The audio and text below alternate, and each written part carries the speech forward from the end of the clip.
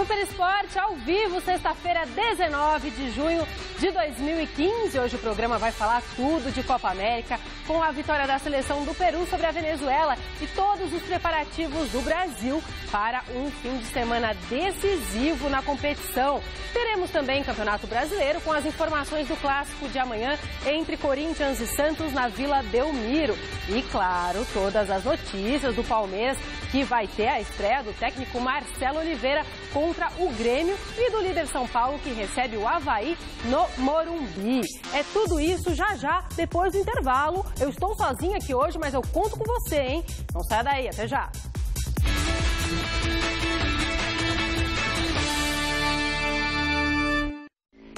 Sim, o nosso Super Esporte está de volta para a gente falar da Copa América. Ontem a seleção do Peru venceu a Venezuela por 1-0 e embolou de vez o Grupo C, que agora tem todas as seleções, incluindo Brasil e Colômbia, com 3 pontos somados até o momento. E o Peru enfrenta agora a Colômbia nesse domingo, às 4 horas da tarde, em Temuco. E domingo também a Venezuela vai encarar às 6h30 da tarde em Santiago, a nossa seleção brasileira, valendo a classificação para a próxima fase da Copa América. E o retrospecto brasileiro é muito bom, confira aí. No que depender do histórico dos confrontos entre Brasil e Venezuela, já podemos cravar que a seleção voltará a dar uma vitória ao técnico Dunga. Só que as coisas não são bem assim. Desde 99, naquele jogo do golaço de Ronaldinho Gaúcho, foram 9 partidas entre Brasil e Venezuela, contando com essa. Vitória incontestável da seleção por 7-0. Nos 6 anos seguintes, foram 4 confrontos. E, para variar, o Brasil venceu todos eles com placares elásticos. Em 2000, 6-0.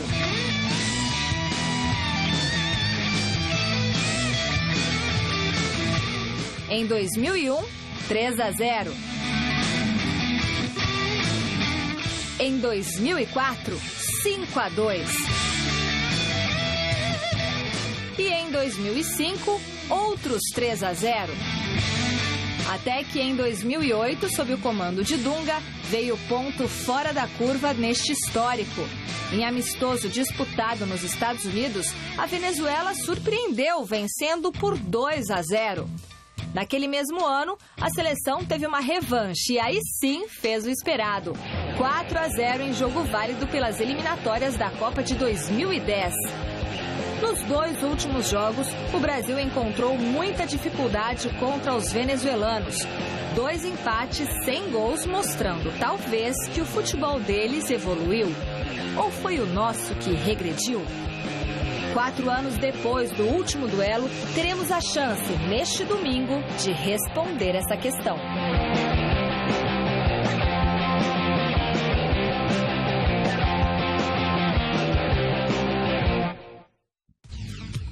Fato é que já é certo que o Brasil não vai poder contar com o Neymar para o duelo de domingo contra a Venezuela. Expulso diante da Colômbia, o atacante cumprirá a suspensão automática e ainda corre o risco de perder outros 2 jogos na Copa América, já que também estaria suspenso pelo 2º cartão amarelo e por uma suposta agressão ao término da partida diante dos colombianos. A CBF tem até o meio-dia desta sexta-feira para enviar a defesa completa à Conmebol. Dependendo do resultado, caso o Brasil avance, poderemos perder o Neymar para os primeiros jogos da fase eliminatória. Ei, Laia, que fase do Neymar, hein? Olha lá o pai com a malinha de dinheiro, né? Tal. Bom, ainda falando de seleção, na madrugada desse sábado, nossos meninos do Sub-20 vão em busca do título mundial da categoria contra a Sérvia. A grande novidade para esse duelo deve ser a volta do meia Jajá na equipe titular, no lugar do Aleph. Sendo assim, a escalação brasileira que Rogério Micali deve levar a campo é Jean, João Pedro, Marlon, Lucão, Jorge, Danilo, o Jajá, Bosquilha, Gabriel Jesus Jean Carlos e Marcos Guilherme. Boa sorte. Pelo menos os meninos, né, deram certo. Bom, amanhã em Porto Alegre, o Palmeiras vai encarar o Grêmio em um jogo que vai marcar a estreia do técnico Marcelo Oliveira à frente do Verdão. E ontem, na academia de futebol, o simpático zagueiro Vitor Hugo foi o escolhido para conversar com os jornalistas. Osmar Garrafa, também simpático, acompanhou. Vamos ver. O elenco palmeirense sabe que com a troca de treinador, o Verdão vive um clima de recomeço. Dá um ar tipo, agora zerou tudo, todo mundo tem as mesmas condições agora, quem estava jogando vai querer mostrar que estava em condições de estar de titular mesmo, e quem não estava jogando vai querer ganhar seu espaço agora. Para reforçar a tese de recomeço, o Palmeiras continua se reforçando. A diretoria do Verdão confirmou hoje a contratação do atacante Lucas Barrios, que estava no futebol francês. Mas ele só vai se apresentar após o encerramento de sua participação na Copa América com a seleção paraguaia. O pessoal da direção aí tá buscando os reforços, a palavra mesmo já diz reforço, é para reforçar, né, para dar mais força. E tipo, jogador de seleção, com certeza não é qualquer um, tem que ter muita qualidade. Depois da contratação do atacante Lucas Barrios, o Palmeiras deve confirmar a qualquer momento a contratação do zagueiro Leandro Almeida, que está vindo do Coritiba. E o zagueiro Vitor Hugo não está nem um pouco preocupado com a concorrência na zaga do Verdão. Vai ser uma disputa sadia, se der certo dele vir aí, e espero que ele venha para somar, né? Porque é importante ter jogador, um elenco bom, porque o campeonato brasileiro é muito longo e a gente precisa ter muitas peças de reposição. Se ele vai ser titular, isso aí só o tempo vai dizer, o trabalho e o professor. Mas eu sei que vai ser uma briga muito sadia. Ele, o Toby, o Jackson, o Vitor, o Wellington, até o Natan. A gente está brigando demais e que o professor escolha quem é o melhor. Vamos fazer o nosso trabalho da melhor maneira possível, jogar a bomba para ele. Enquanto os reforços não chegam, o Palmeiras se prepara para a partida de sábado contra o Grêmio em Porto Alegre. O objetivo é vencer para engrenar no campeonato. Mas vencer partidas seguidas nessa competição não é tarefa nada fácil. Você vê como é que é o brasileiro? Não tem um jogo fácil. Que isso, a gente ganha um jogo difícil como foi o do Fluminense, daí você acha que vai ter uma semana boa de trabalho assim, que não vai ter pressão, mas daí você já pensa, caramba, vamos pegar o Grêmio agora. Misericórdia, depois do Grêmio já tem o São Paulo. É só jogão, cara, um jogão atrás do outro. Eu acho que querer engrenar, querer embalar, todo time quer, mas tem que mostrar dentro de campo e é difícil demais conseguir bons resultados no brasileiro, mas eu acho que a gente tem condição sim, cara, condição de ir lá e buscar um grande resultado e jogar aqui em casa com o apoio da nossa torcida e fazer um grande jogo contra o São Paulo, como fizemos no Paulista, se Deus quiser, dá para repetir o feito.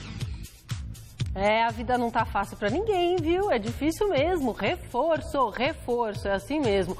Bom, quem vai precisar de reforço é o Corinthians, porque tá perdendo jogador a rodo. O Corinthians vai jogar esse final de semana contra o Santos, lá na Vila Belmiro. Então eu quero conversar agora ao vivo com o repórter Adriano Dolfi, que está no CT Joaquim Grava. O que você traz de informação pra gente do Timão, Adriano? Bom dia.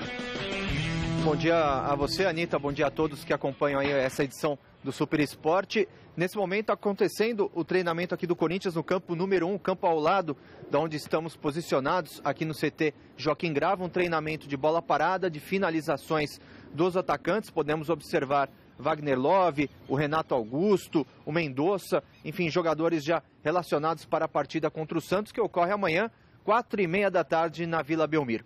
Mas o grande assunto por aqui continua sendo o desmanche da equipe. Jogadores importantes, já saíram Guerreiro, já saiu também o Emerson Sheik e agora confirmação de Fábio Santos, que está de partida para o futebol mexicano. O Renato Augusto concedeu entrevista por aqui e falou da saída de um jogador que ele considera um grande amigo. Vamos acompanhar. Como um amigo pessoal, posso dizer isso. A vontade dele, na minha opinião, era de ficar. Mas não foi possível devido a tudo que vem acontecendo dentro do clube. Então, ficamos tristes com tudo, mas é a vida que segue. Agora temos que juntar os cacos, pegar quem ficou, achar um esquema e levar até o final do ano. Quem está ficando aqui tem jogadores com muita qualidade. O Jadson cresceu muito de produção nesses jogos, então tem nos ajudado bastante. Então, os jogadores que também estão chegando, como o Wendel, que está chegando agora ao time, é um jogador com muita qualidade também. Então, quem está ficando, estão ficando jogadores de qualidade. Dá para ficar um time bom.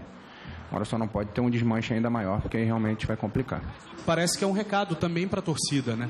Não que você esteja mandando recado, mas é também já de conscientizar todo mundo, né? Porque o time está bem, está no G4, mas o discurso parece assim, olha, tá complicado, vai complicar ainda mais, todo mundo precisa ter paciência. Não é preparar, é a realidade.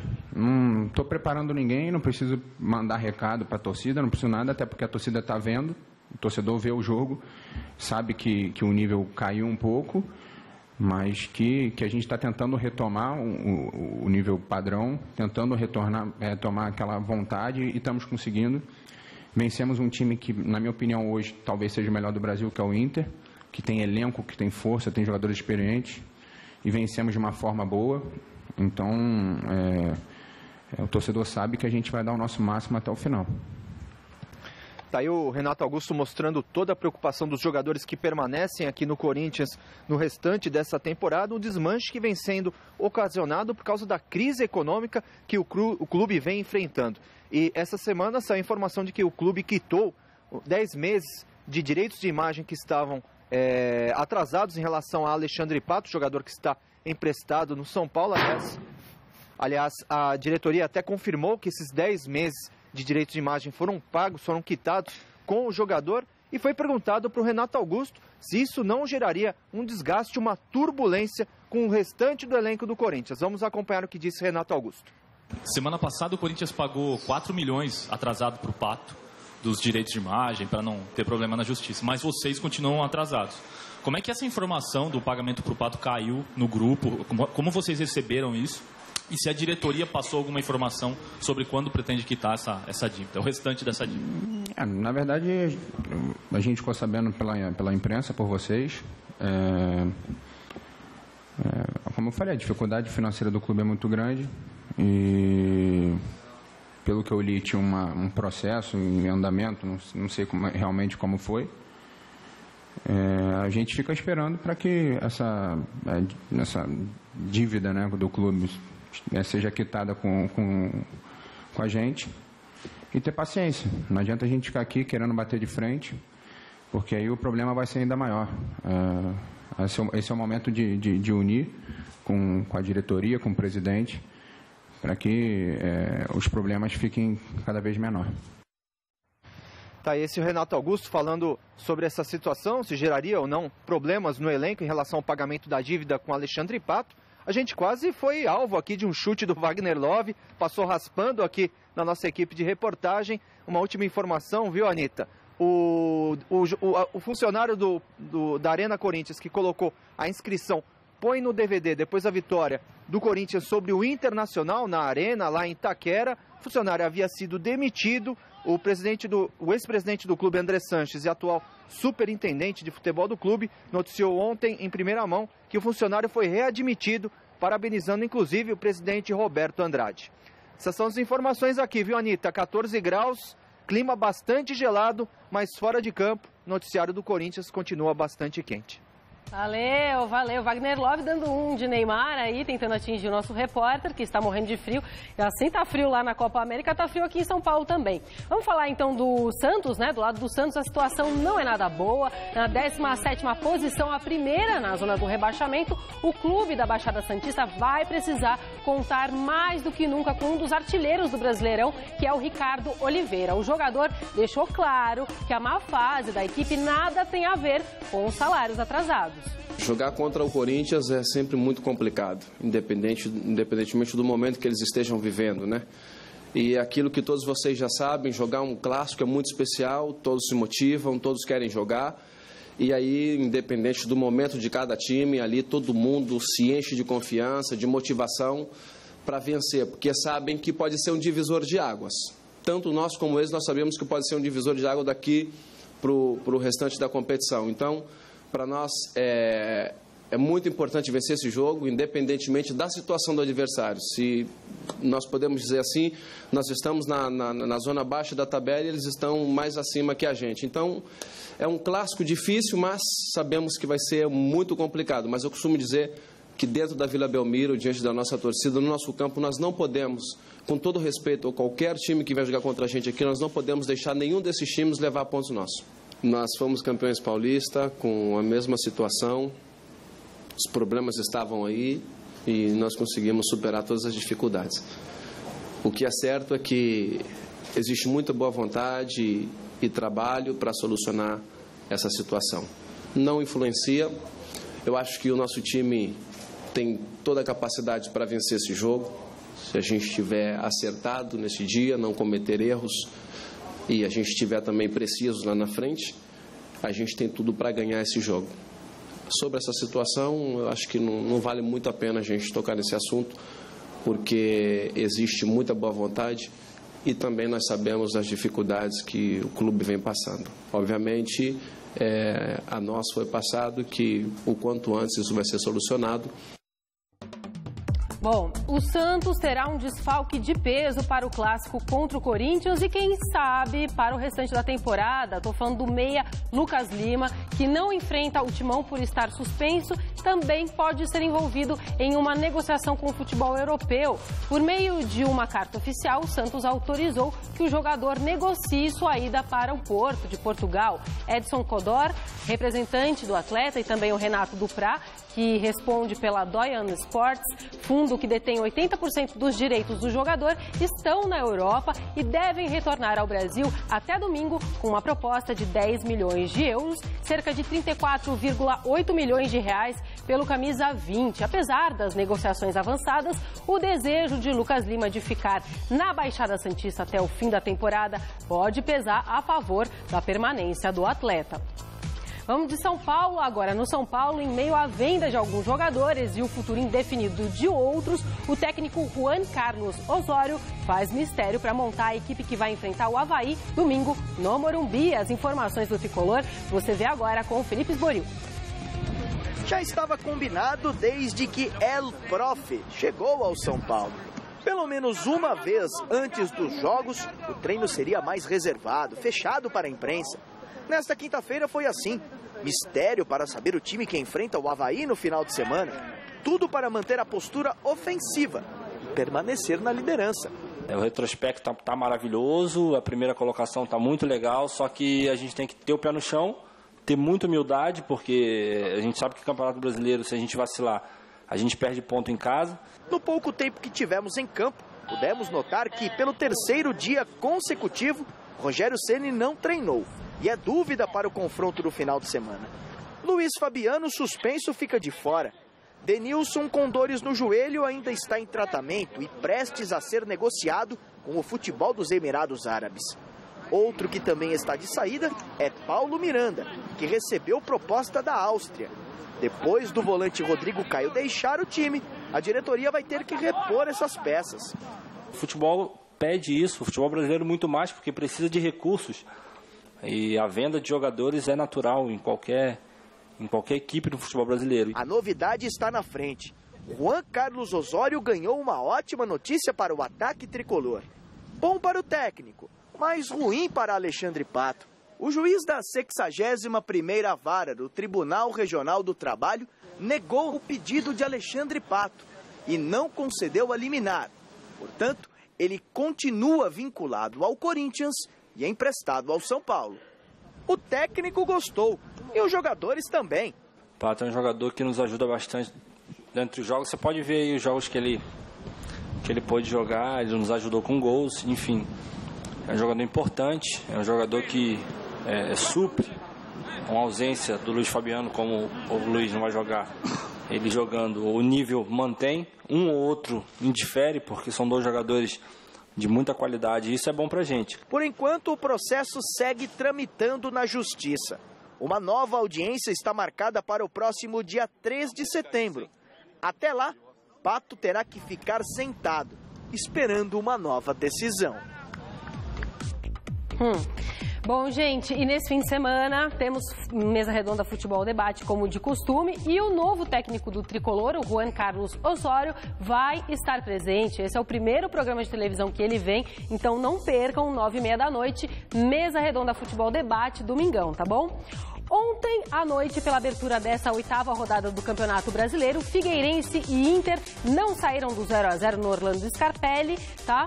Mas a gente vai ver agora os próximos confrontos dessa rodada. A gente espera que saiam gols, não é verdade? 8ª rodada, então. Santos e Corinthians, amanhã, sabadão, 4h30 da tarde na Vila Belmiro. Flamengo e Atlético Mineiro também amanhã às 4h30 da tarde no Maracanã. Amanhã, 4h30, Sport e Vasco. Temos Grêmio e Palmeiras às 9 da noite, amanhã também na Arena do Grêmio. Cruzeiro e Chapecoense, domingo, 11 horas da manhã, no Mineirão. São Paulo e Avaí, domingo, às 4 da tarde. Atlético Paranaense e Coritiba, domingo, 4 da tarde. Joinville e Goiás, para fechar, então, domingo, 4 horas da tarde. Não, ainda tem Fluminense e Ponte Preta, vovó. 7h30 da noite, quarta-feira, tá? Aí só semana que vem. Agora fechamos.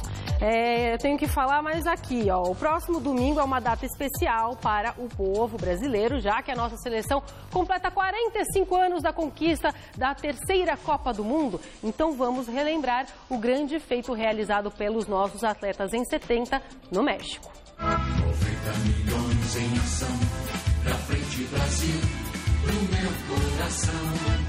Apesar do regime ditatorial que assombrava o nosso país no fim da década de 60, uma geração de craques encantava o povo brasileiro. Há exatamente 45 anos, na Copa de 70, o mundo via nascer uma seleção que entraria para a história com futebol bonito, alegre e pra lá de envolvente. Todos juntos vamos pra frente Brasil, Brasil, salve a seleção. Liderados por Jairzinho, Gerson, Rivelino e Carlos Alberto Torres, o time canarinho chegava ao México com a missão de apagar a campanha ruim do Mundial de 66. E para alcançar um objetivo tão especial, a equipe contava com um craque especial. A cereja do bolo verde-amarelo atendia pelo nome de Pelé, que viria a ser o maior nome daquela competição. Aos 29 anos, o atleta do século jogava o último mundial dele com a camisa do Brasil e deixava os amantes do esporte bretão boquiabertos. Pra frente Brasil, Brasil, salve a seleção. Nas eliminatórias, a seleção foi dirigida em quase todos os jogos por João Saldanha, substituído por Zagallo às vésperas do torneio. A campanha na Copa foi impecável, com 6 triunfos nas 6 primeiras partidas.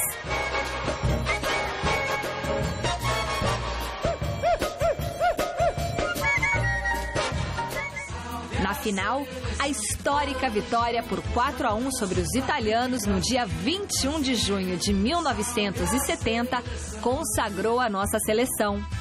Graças aos gols de Pelé, Gerson, Jairzinho e Carlos Alberto Torres, o Brasil assegurou o tri e ainda garantiu o direito de ficar com a posse definitiva da Taça Jules Rimet.